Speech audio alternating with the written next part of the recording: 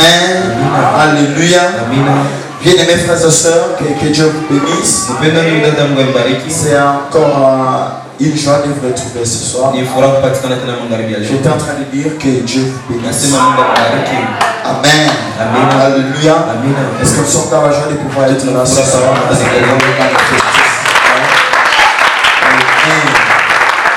Amen. Alléluia. Qui est fatigué? Qui est fatigué?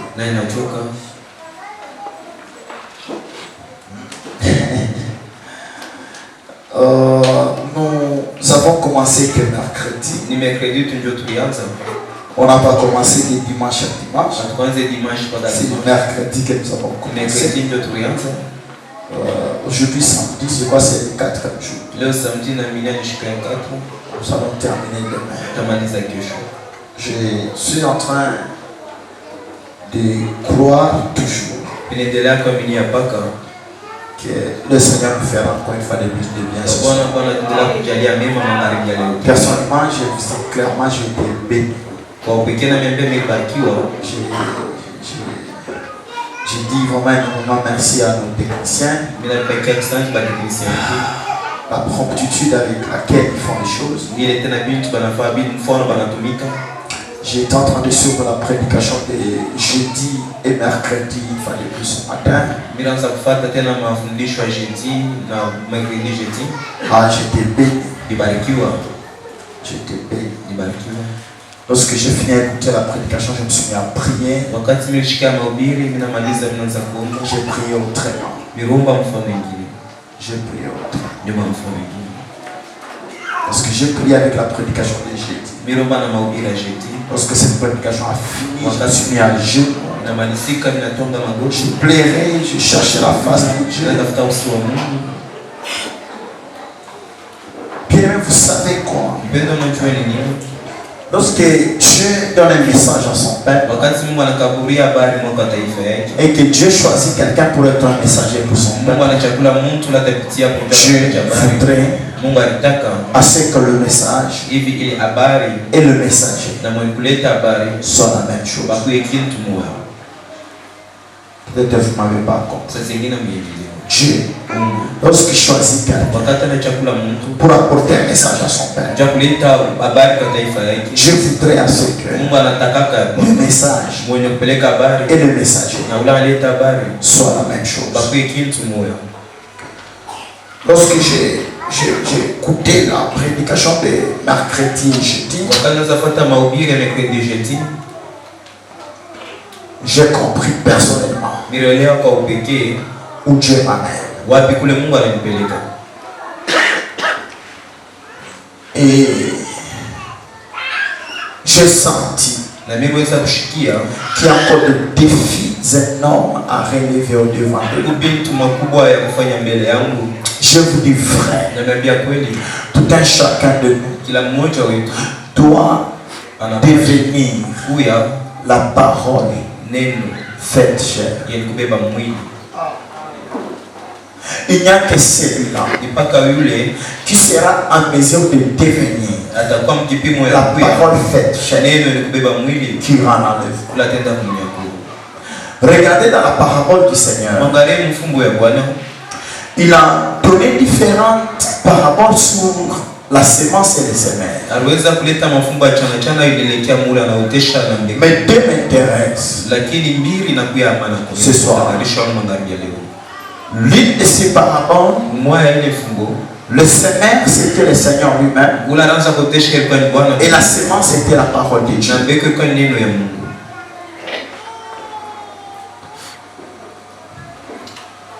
Et dans une autre parabole, le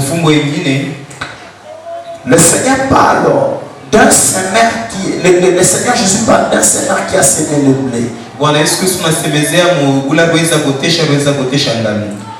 Et qu'après un certain moment, ses serviteurs remarquent qu'il n'y a pas seulement le blé dans le champ, mais il y a aussi l'ivraie dans le champ.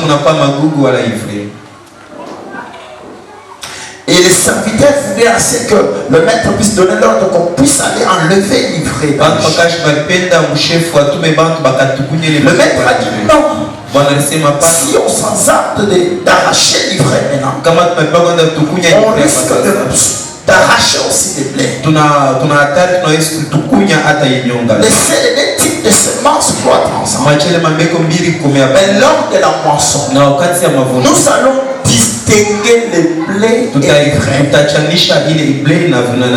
Mais les disciples ont suivi Jésus en particulier pour lui poser des questions sur cette parabole. Pour lui dire, Seigneur, qu'est-ce que tu voulais dire lorsque tu parlais de ces choses? Et le Seigneur, lorsqu'il interprète les paraboles, le Seigneur explique, il dit, l'ivraie, c'est le fils de la rébellion dans le méchant. Le blé, c'est le fils du royaume. Là, je comprends une chose. On a semé la parole, mais on a récolté les humains. On a semé la parole, mais on a récolté les humains. Tel sera le jour de l'enlèvement. Aujourd'hui, le Seigneur sème la parole. Mais lors de l'enlèvement, il va s'aimer les humains. Et les humains qui seront enlevés, ces humains-là, ce sont des humains, hommes, humains, prévenus par l'homme. C'est pas ça mon problème pour ce soir. Mais je suis en train de dire les défis que je ressentais lorsque j'étais en train de réauditionner les enseignements de mercredi. Nous sommes appelés à devenir des hommes et des femmes parole. Notre vie doit refléter la parole. On nous regarde, on va la parole. On nous regarde, on va Jésus. Ça c'est la volonté. Que Dieu vous bénisse. Nous rentrons dans notre texte. C'était juste une petite exhortation que j'ai commencé avec. Nous sommes dans Cantique des Cantiques chapitre 2. Cantique 2. C'est ça notre texte de base. Le verset 15. Nous pouvons nous mettre debout pour pouvoir nourrir la lecture de la parole de Dieu. Prenez-nous le renard, le petit renard qui ravage les villes, car nos vies sont enflées. Prenez-nous le renard, le petit renard qui ravage les villes, car nos vies sont enflées. Que Dieu bénisse sa parole. Amen. Je dis merci à notre Dieu parce que je vois la présence de Pasteur Cédric parmi nous. Nous les saluons avec l'homme de Dieu qui a côté de nous. Nous en merci, soyez les bienvenus. Nous sommes très contents de vous voir parmi nous. Amen. Alléluia. Que Dieu vous bénisse richement. Bien mes frères et sœurs, depuis mercredi, nous sommes donnés les devoirs, les défis, les thèmes que nous sommes en train d'exploiter. Alors, je vous en supplie, je ne saurais pas rentrer dedans, vous donner des petits détails de mercredi, jeudi, vendredi. Rentrez sur notre chaîne YouTube. Les enseignements sont déjà disponibles. Déjà là, l'enseignement de mercredi et jeudi. Pour vendredi, ça va passer ce soir. Alors, ressourcez-vous là-bas pour être à la page.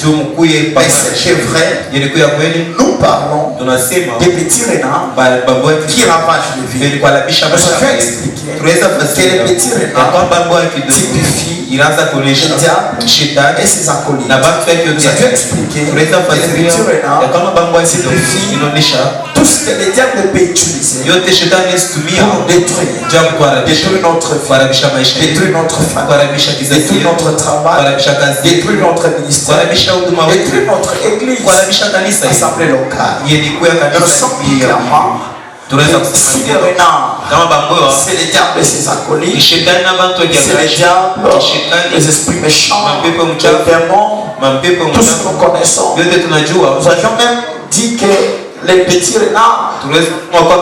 Et aussi être des esprits saints. Si vous rentrez sur YouTube, vous allez vous retrouver très bien. Alors, nous avions expliqué que nous là, nous sommes les champs de Dieu. Nous avions donné des écritures qui prouvent noir sur blanc que nous sommes les champs de Dieu. Notre vie typifie les champs. Notre vie typifie les vignes qui fleurissent. Et le danger est que le petit renard entre dans les champs. Cherche à ramasser les vies parce que les vies fleurissent déjà. Alors nous avions expliqué qu'aucun homme dans le monde ne peut être en mesure d'attraper le renard. Nous avions expliqué que le seul qui peut attraper le renard, c'est Jésus-Christ. Nous avions donné beaucoup d'écritures. Alors je ne saurais pas revenir parce que je n'ai pas assez du temps. Mais nous avions maintenant expliqué que si Jésus est à mesure d'attraper le renard, nous en Jésus, nous pouvons aussi le maîtriser. Nous en Jésus, nous pouvons aussi le maîtriser. Alors nous sommes en train de donner le préalable qui feront en sorte que nous aussi, nous puissions être à mesure de chasser les renards, d'attraper les renards, de maîtriser les renards, pas de les tuer.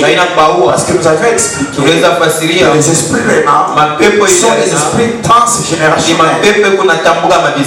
Nous avions expliqué ça en donnant l'exemple de Jézabel qui, après sa mort, c'est Dieu qui a donné l'ordre pour qu'on puisse jeter Jézabel.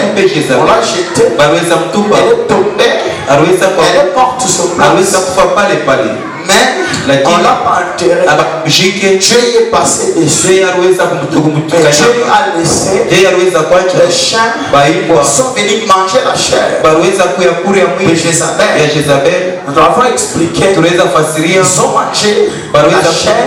Ils ont laissé les crânes de Jézabel. Ils ont laissé la porte de Jézabel. Ils ont laissé les pieds de Jézabel. Nous avons expliqué pourquoi ils ont laissé ces choses-là. Parce que les crânes, les chiens n'étaient pas en mesure de brouter. Les chiens n'étaient pas en mesure de manger les portes de main ou le pied de Jézabel. Mais ils ont mangé la chair. Nous avons expliqué c'est lui qui a le pouvoir de terminer l'histoire de grâce, les portes de main de Jézabel et les pieds de Jézabel. Nous l'avons expliqué. Ce n'est que le Seigneur. Pourquoi Dieu a expliqué que les crânes de Jézabel signifie l'esprit de Jézabel.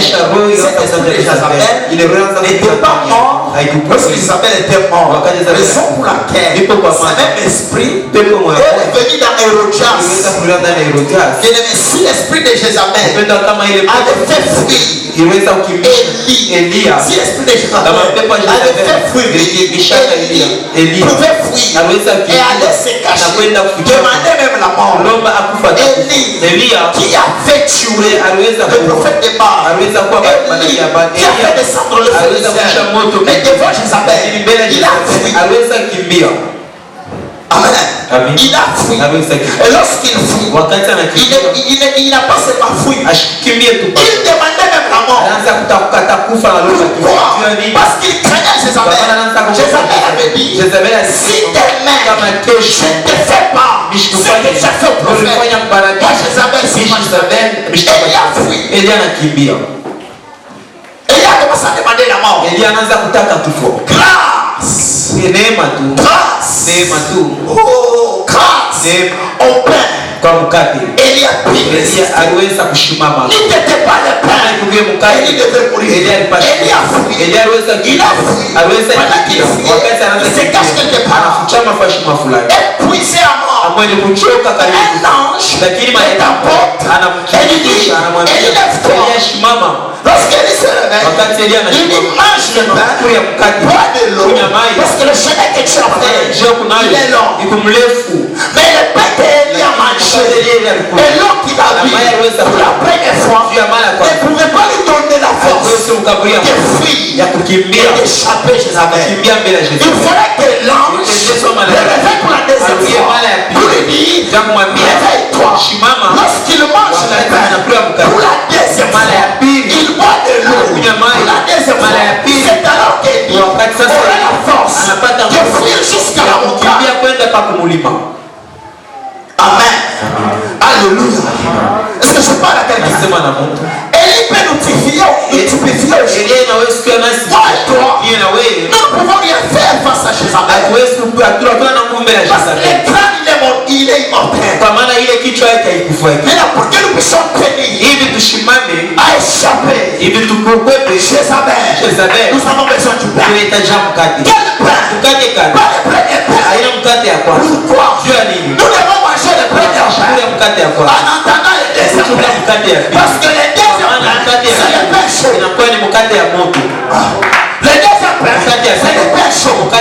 Et il n'y a que le pain chaud. Lorsque tu le manges, il te donne la force de courir jusqu'à la montagne. Or, courir jusqu'à la montagne, c'est l'enlèvement. Alors, pour aller jusqu'à l'enlèvement, nous avons besoin de ces deux plans. Le pain du matin et le pain du soir. Le pain du matin, il est froid. Le pain du soir, il est chaud. Hier, j'ai dit, pour faire tomber Jézabel, j'ai dit, qui sont pour moi. Les deux ou trois ont réagi. Ils ont fait tomber Jézabel. J'ai expliqué. J'ai dit ceci. Les deux ou trois, ce ne sont pas des hommes. Les deux ou trois, ce ne sont pas des hommes. Parce que même Jésus a dit, là où deux ou trois se réunissent à mon nom, je suis au milieu d'eux. Mais les deux ou trois, ce ne sont pas des hommes. Parce qu'ici, nous sommes plus de deux. Nous sommes plus de trois. Alors, Esaïe chapitre 8, verset 20, explique les deux. Esaïe dit, et la loi au témoignage, je ne prêche pas ainsi, il n'y aura pas de loi. Nous comprenons que le thé, c'est la loi et le témoignage. Mais Jésus n'a pas dit seulement deux. Il a dit deux ou trois. Qu'est-ce que ça veut dire? Ça veut dire ceci. Pour faire tomber Jézabel, il faut manger le pain des fois. Il faut manger le pain des fois. Il faut manger le pain des fois. Il faut manger le pain des fois. J'ai expliqué.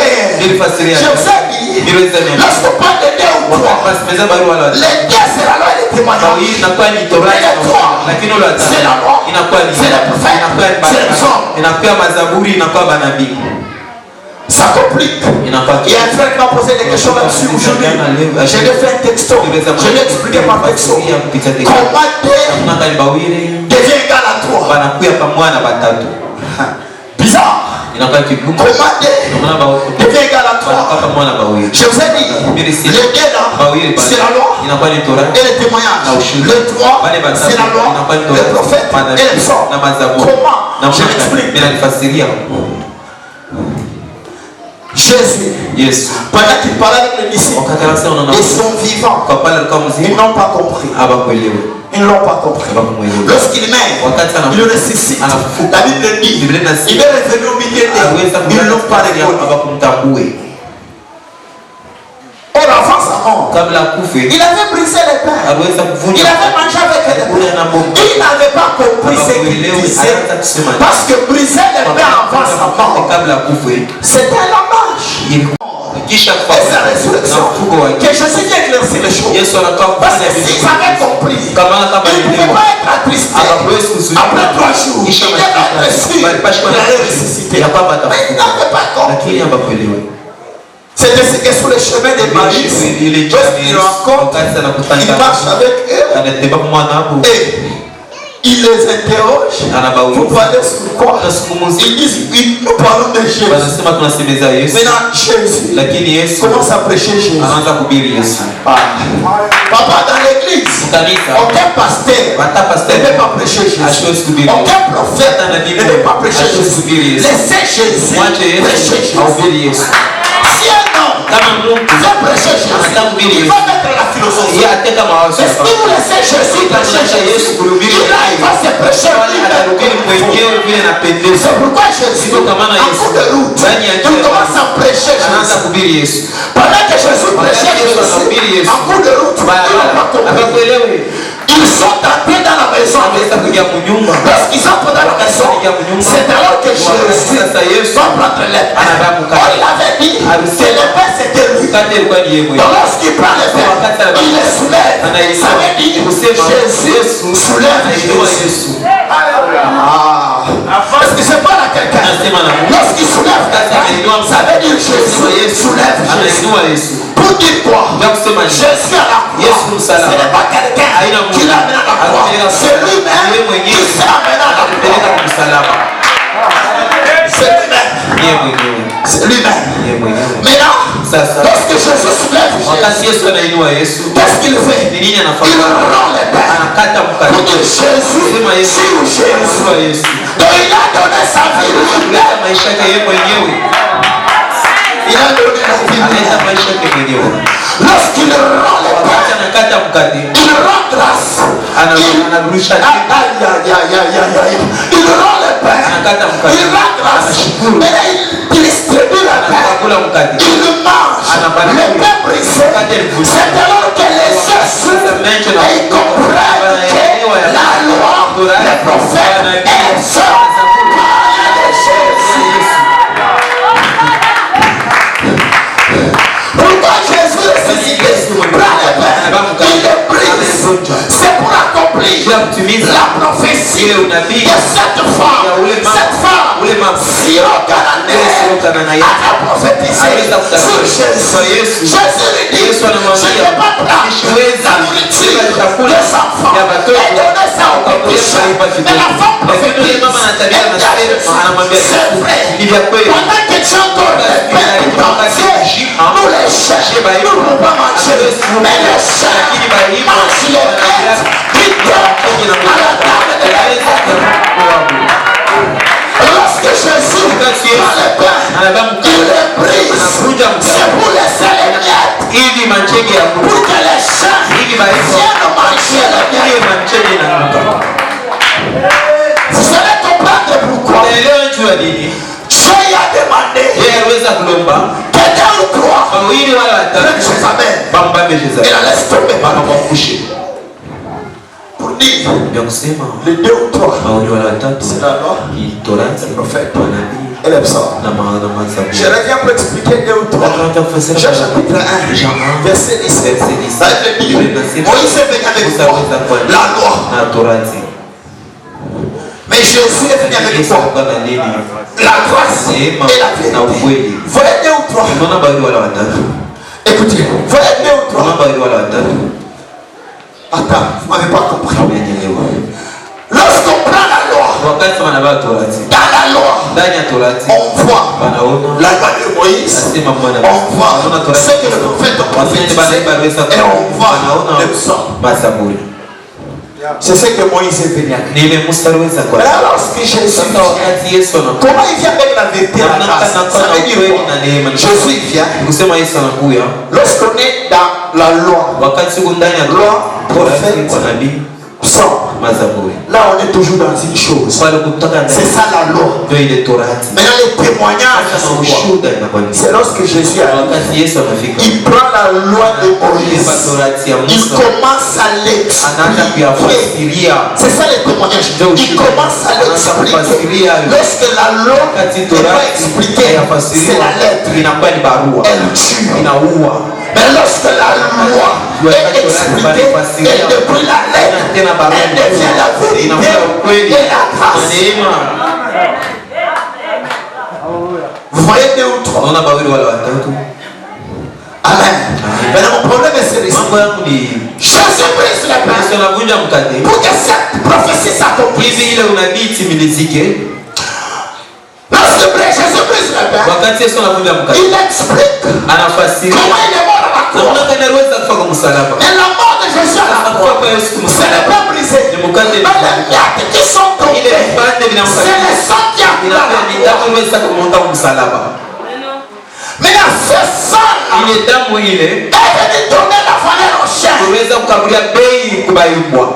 Ecclésiaste dit, Ecclésiaste anasema un chien vivant est plus qu'un lion mort. anashindia simba mwenye kufa. Le lion vivant, Ule simba c'est Jésus. Yesu Kristo. Pendant que Jésus était vivant, nous les chiens, on n'avait pas de valeur. Asikuwe na bei. Mais lorsque Jésus meurt, Yesu anakufa, il laisse couler son sang. damu yake mwingi. On l'a bien dit, Biblia inasema la vie d'une âme maisha est nasi dans son sang. ndani ya damu. Dans la mort de Jésus, Kufa kwa Yesu a fait assez. fanya kwamba Nous les chiens, chibaimbwa nous les chiens, chibaimbwa nous sommes les chiens, kulambule le sang de ya Jésus. Yesu Kristo. Lorsque nous avons les chiens, le sang de damu ya Jésus, Yesu nous les chiens, chibaimbwa nous sommes devenus tuweza kuya chiens, ibwa mais ayant la vie du lion. kuya na uzima wa simba ndani yetu. Vous comprenez? Unaelewa? Chiens, Hivyo ayant la vie wana du uzima lion. wa simba. C'est pourquoi les chiens Kwa maana Biblia étaient capables balikuwa na uwezaji de manger la chair ya de kula mwili Jézabel. ya Jezabel. Pourquoi? Juu ya nini? Parce qu'avant de manger Kabla ya kula la chair de mwili ya Jézabel, Jezabel, ils ont eu à manger à l'incher le sang de Naboth. ya Naboth.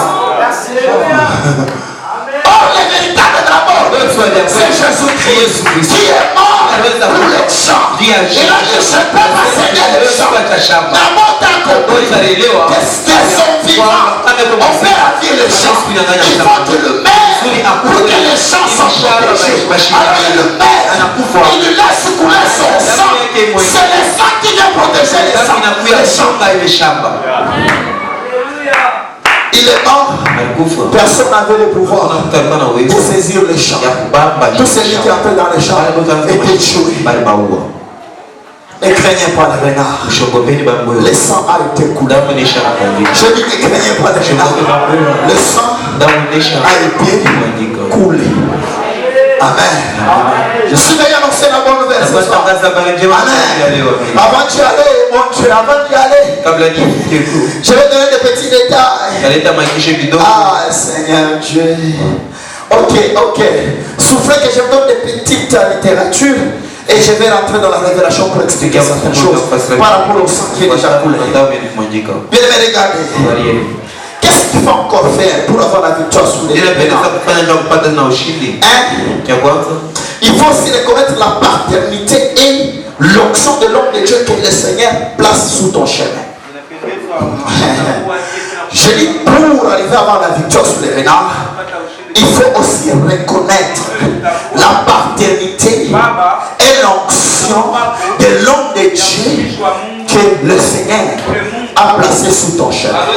Je vous dis vrai, il y a certains renards pour les vaincre. Tu dois avoir un père dans la foi. Tu dois avoir un père spirituel. Il y a certains esprits. Tu peux gêner. Tu peux prier. Tu peux faire tout ce que tu peux faire. Ces esprits seront toujours à tes trousses. Pour les vaincre, tu dois avoir un père dans la foi. Parce que le père spirituel, l'homme de Dieu dans ta vie, il sert de couverture. Ce n'est pas pour rien. Lorsque tu commences à fréquenter une église, les gens commencent à te combattre. Pourquoi tu parles là-bas? Pourquoi? C'est pas pour rien. Ce sont des renards. Ils voient des choses en esprit. Ils comprennent que là où tu es venu, ils n'ont plus de pouvoir sur toi. Moi je connais des familles. On les a menacés. Pourquoi cette partie là-bas? Pourquoi vous priez là-bas? Il y a même quelqu'un. Ce n'est même pas les membres de sa famille. Ça va je ne sais pas comment il a su. Tu as changé l'église. Il dit mais comment tu as su? Oui, tu as changé l'église. Pourquoi? Parce que là où tu es avant, ne change pas l'église. Mais demande à la base pourquoi? Comment tu as signé les changements d'église? Non, je ne fais pas rentrer, je crois que tu viens avant. Mais qu'est-ce qu'il y a? C'est un problème de couverture.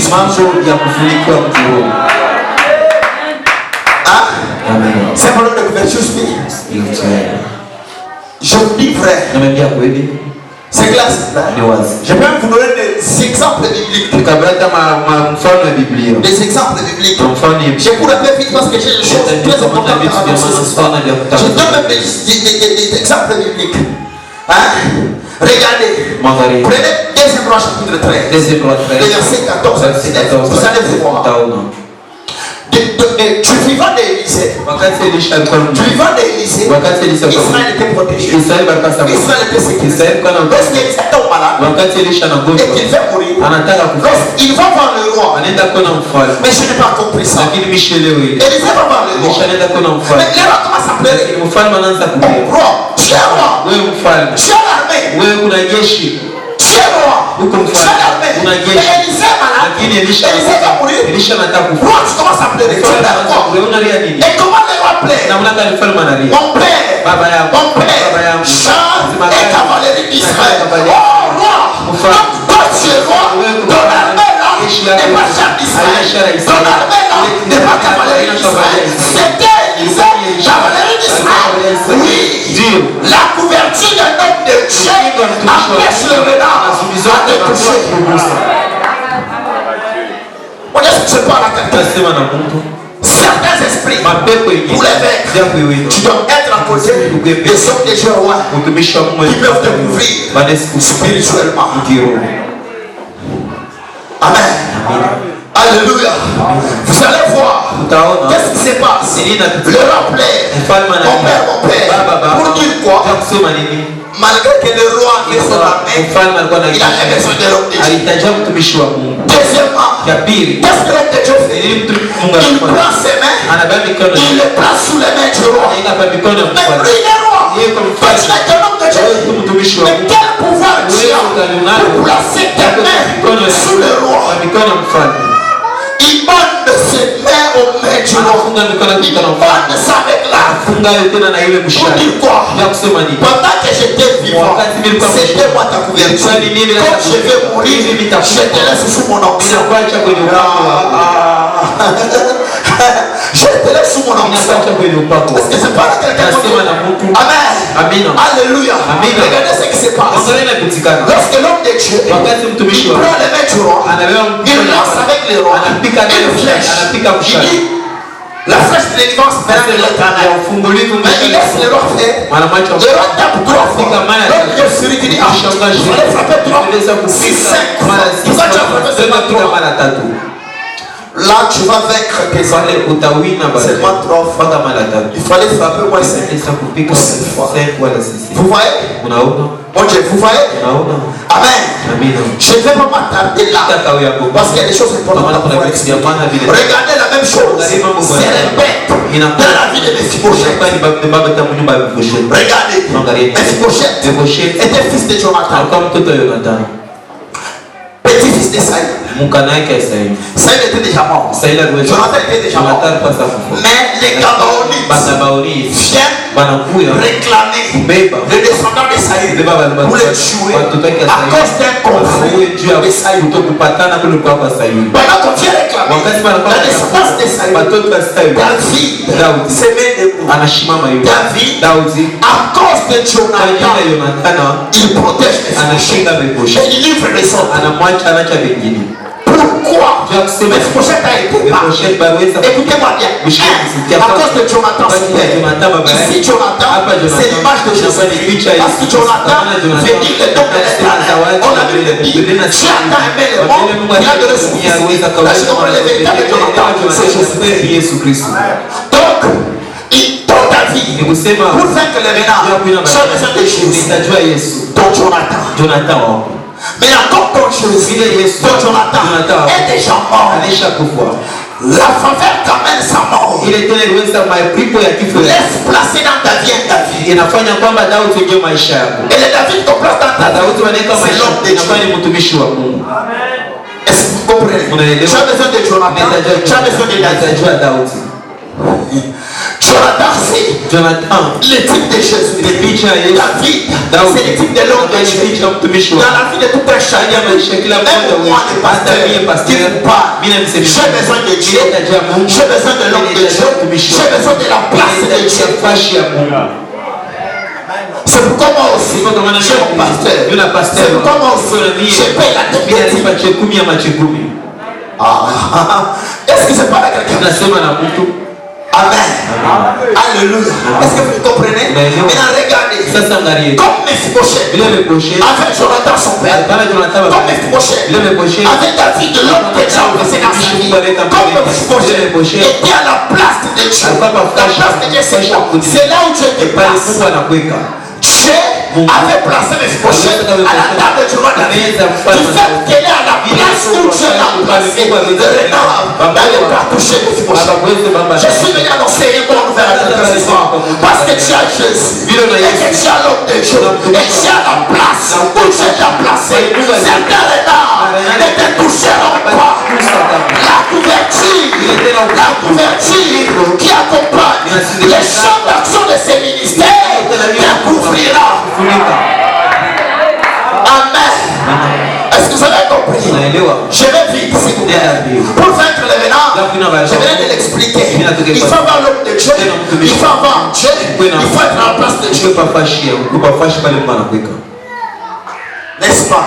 Et ces deux choses sont possibles lorsqu'on respecte la paternité et l'onction qui a sous l'homme de Dieu. Vous savez quoi? L'homme de Dieu peut être ton ami. L'homme de Dieu peut être ton frère biologique. L'homme de Dieu peut être ton oncle. Vous pouvez parler en tant qu'oncle, en tant que frère, grand frère, oncle, cousin, nièce. Il n'y a pas de problème. Mais l'onction qui a sur l'homme de Dieu, il ne reconnaît pas le cousin, il ne reconnaît pas la nièce. Si tu ne respectes pas l'onction qui a sur l'homme de Dieu, ça ne peut pas t'aider.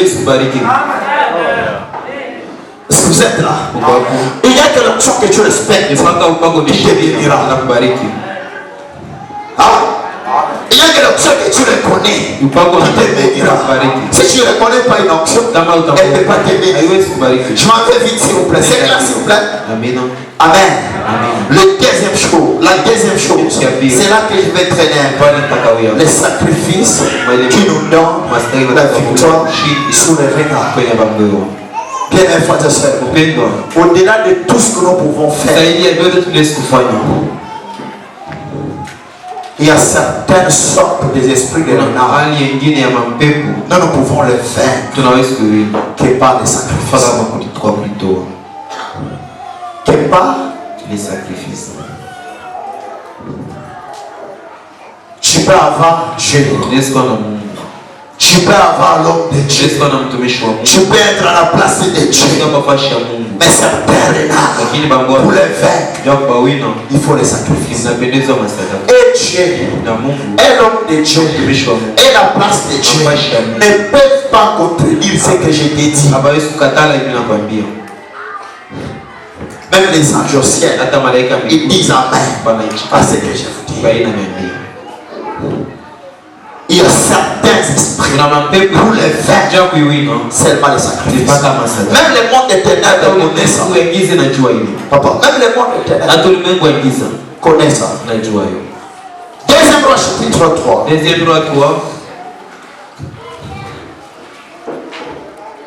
Deuxième roi chapitre 3. Le verset 26 à 27. Regardez. Le roi de Moab, voyant qu'il y avait les dessous dans les combats, il avait les dessous sur les combats, pris avec lui 700 hommes tirant l'épée. On s'effrayait un passage jusqu'au roi des Nord. Et il ne pire contre lui. Ils l'ont assiégé. Dans un français facile, ils l'ont assiégé. Il était dans l'embargo. Il avait pris d'ici. Il a réuni 700 hommes tirant l'épée. Il a essayé. Les 700 hommes tirant l'épée n'ont pas pu la sortir du cercle dans lequel il était encerclé.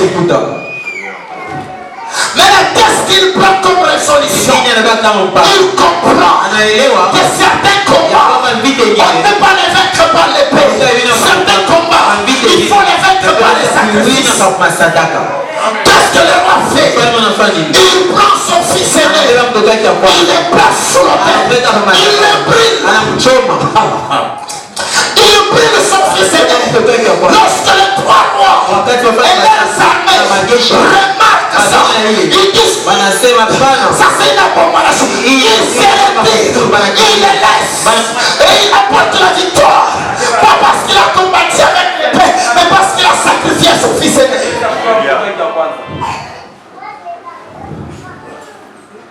Est-ce que je parle à quelqu'un? Moi, est-ce que je parle à quelqu'un? Certains combats, pour les vaincre, il faut les sacrifices. Il faut les sacrifices. 700 hommes, tirant l'épée, ils étaient capables de sortir le roi de Moab dans la masse où il était. Mais lorsqu'il sacrifie son fils aîné, il est libéré du piège. Il s'en sort vivant. Si le roi de Moab, son culte consistait à donner des sacrifices humains à ses dieux. Et il l'a fait. Il a eu la victoire. Si les francs-maçons, si les rosicruciens, si les sorciers, si les gens du monde des ténèbres,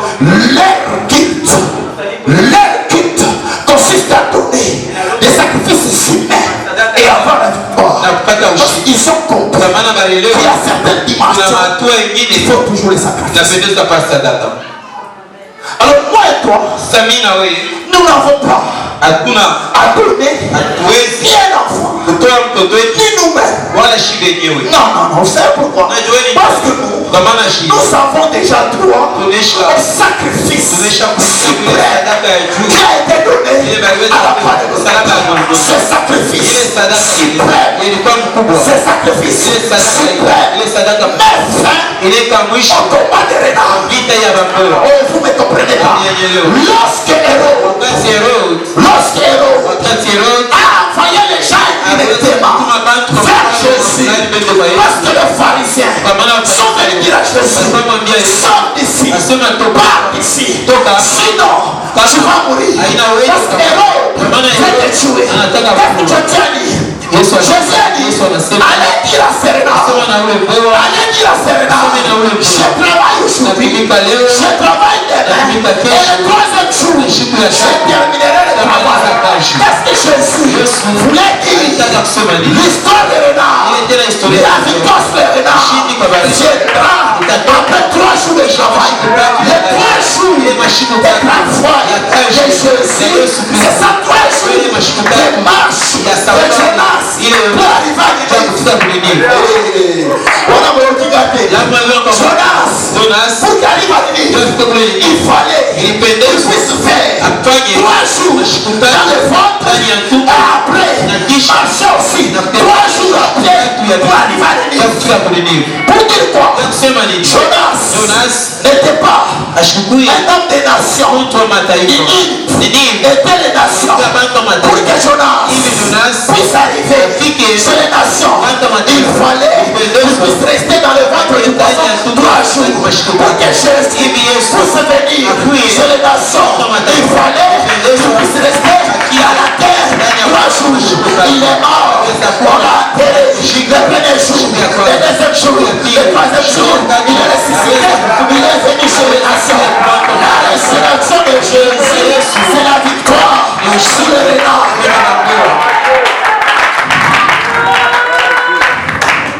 Peut-être que tu m'as pas compris. Regardez, Dieu dit à Israël, lorsqu'Israël de l'Égypte, Israël chante le chant de victoire, le chant de délivrance. Mais lisez la Bible, vous serez surpris. Donc avant la traversée du Jourdain, l'opprobre de l'Égypte était sur Israël. C'est ça que la Bible dit. C'est dans Josué 7. Si je ne m'abuse pas, que Dieu dit maintenant je vais ôter l'opprobre sur toi. Pourquoi tu n'as pas ôté l'opprobre avant la traversée du Jourdain? Tu réponds. Tu réponds. Parce que sans sacrifice, je ne vais pas ôter l'opprobre. Lorsqu'ils ont quitté la mer Rouge, il n'y avait pas de sacrifice dans la mer Rouge. Mais lorsqu'ils arrivent sur le Jourdain, Dieu dit à Josué, prenez 12 pieds, construisez un hôtel au milieu des eaux du Jourdain, là où était arrêté le souverain sacrificateur pour dans l'arche. Alors Israël va construire un hôtel dans les Jourdain. Après leur passage, Israël a commis l'erreur. Israël n'a pas laissé sacrifice l'hôtel. L'eau est rentrée, l'eau a couvert l'hôtel. Lorsque tu regardes le Jourdain, tu ne vois pas l'hôtel. Pourquoi? Parce qu'il y a de l'eau. Il y a un hôtel. Mais comme Israël n'avait pas compris, il fallait sacrifier. Israël n'a pas compris la vraie paix. Ils sont entrés en Canaan, mais ils étaient toujours commencés. Canaan était la terre promise. Canaan, qui est vrai, ils sont entrés dans Canaan sans sacrifice. Comment va la victoire sur le Bénin sans sacrifice? C'est impossible. C'est pourquoi, même lorsque Élisée a dit à Naaman, se plonger 7 fois dans le sang du Jourdain. Oh, Élisée savait parce que dans le Jourdain il y avait l'hôtel. Naaman disait, pourquoi les séments vers le sang du Jourdain? Il y a des rivières, il y a des fleuves, il y a des mers dans le pays. Pourquoi les séments dans le Jourdain? Naaman, tu ne sais pas. Les eaux qu'il y a partout là-bas, il n'y a pas d'hôtel. Mais dans le Jourdain, il y a l'hôtel. Même en Israël, toutes les rivières d'Israël n'ont pas d'hôtel. L'hôtel est dans le Jourdain. Raison pour laquelle Jean-Baptiste, qui était révélé, n'est pas parti baptiser ailleurs. Il est parti baptiser au Jourdain. Parce qu'il savait, c'est là qu'il y avait l'hôtel. Il savait. Jean-Baptiste est venu faire quoi? Préparer les chemins pour que le salut arrive. Maintenant, pour préparer les chemins, pas en ville. Pour préparer les chemins, pas en brousse. Pour préparer les chemins, il faut chercher l'hôtel. C'est pourquoi il est parti dans les zones du Jourdain. Il est à la recherche de l'hôtel. Il a retrouvé l'hôtel dans les zones du Jourdain. Il a commencé à baptiser. Il attendait les sacrifices. Il attendait les sacrifices. Je lui avais dit, tu vas reconnaître les sacrifices. Je lui avais dit, tu vas reconnaître les sacrifices. Je lui avais dit, lorsque les sacrifices viendront, tu feras ton aide. Parce que le fait ne peut pas sortir du ciel vers l'autel s'il n'y a pas de sacrifice. Il faut qu'il y ait les sacrifices. Lorsque Jésus est venu, il était l'agneau de Dieu contre les péchés du monde. Il est descendu dans les eaux du Jourdain. Il est entré dans l'autel. Lorsque Jésus entre dans les eaux du Jourdain, il monte sur l'autel. Le feu souffle. Le feu souffle. Le feu descend sous forme du Saint-Esprit. Le feu descend sous forme du Saint-Esprit. Bien mes frères et sœurs, notre hôtel n'est pas vide. Notre hôtel est un sacrifice.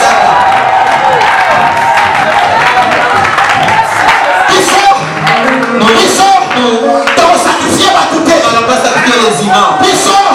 Ton maman va coûter. On n'a pas tué les imams. Parce que notre hôtel n'est pas vide. Notre hôtel est occupé. Il y a un sacrifice sur l'hôtel. Il y a un sacrifice sur l'hôtel. La présence du sacrifice sur l'hôtel fait dire que l'état de la grâce n'est pas encore fini. Je suis venu dire à quelqu'un, quel que soit tes combats, la grâce est là. Oh, la grâce est là. Le sacrifice est encore sur l'autel. Alors tu as besoin de quoi? Alors tu as besoin de quoi? Tu as besoin de faire comme Corneille. Tu as besoin de faire comme Corneille. Parce que l'autel est là. Le sacrifice est là. Il faut une mise à jour. Il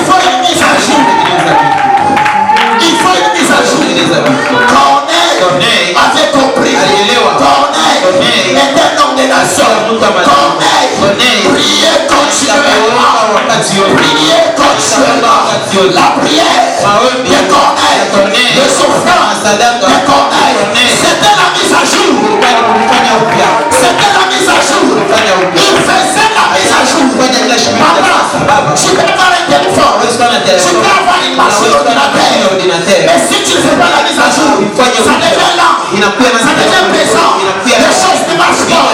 Certaines applications ne fonctionnent pas. Pourquoi il faut faire la mise à jour? Les sacrifices sont déjà donnés. Les sacrifices sont déjà donnés. Les choses ne marchent pas. Il faut la mise à jour. Il faut la mise à jour. Le sacrifice qui est sous la croix, le sacrifice qui est sous la croix, il continue à agir jusqu'aujourd'hui.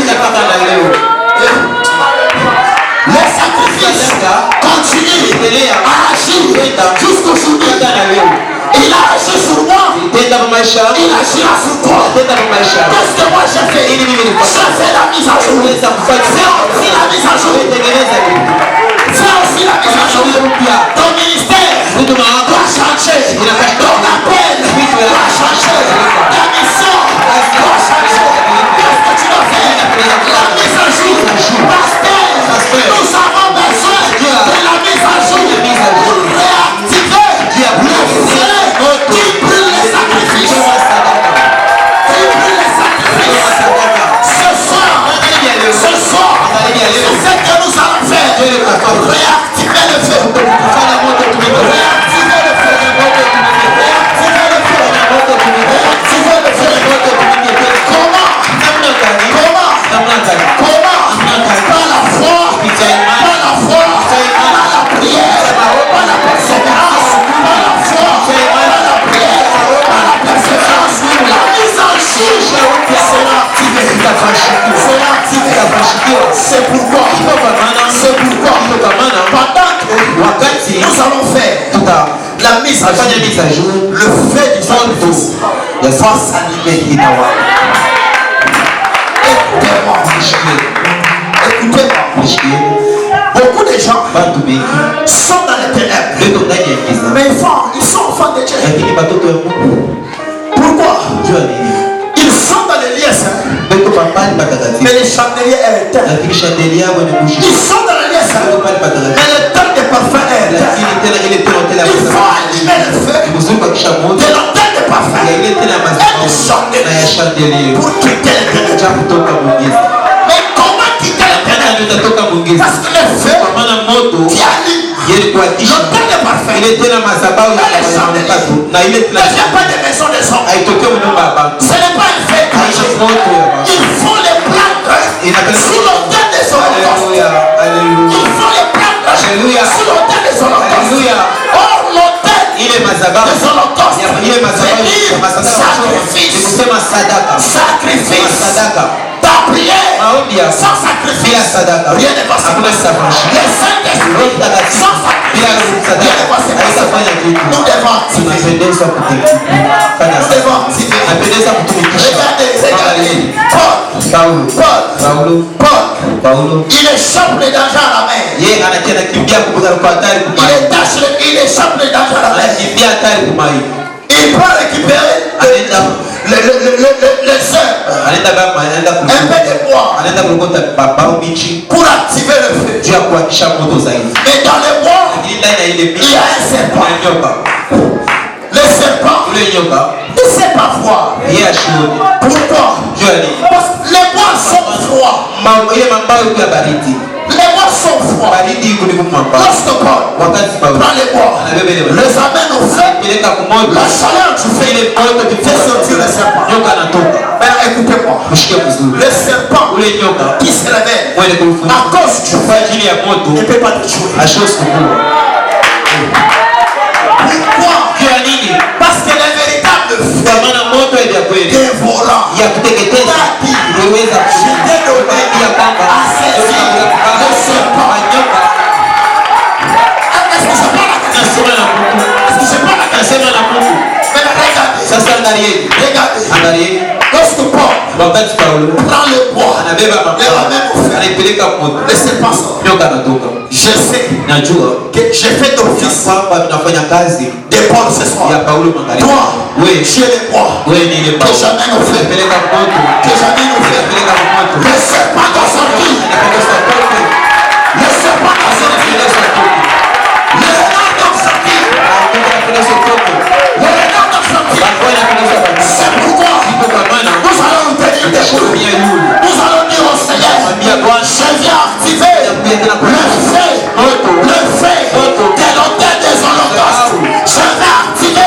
les sacrifices de l'âme de la croix. Je vais activer les sacrifices de l'âme.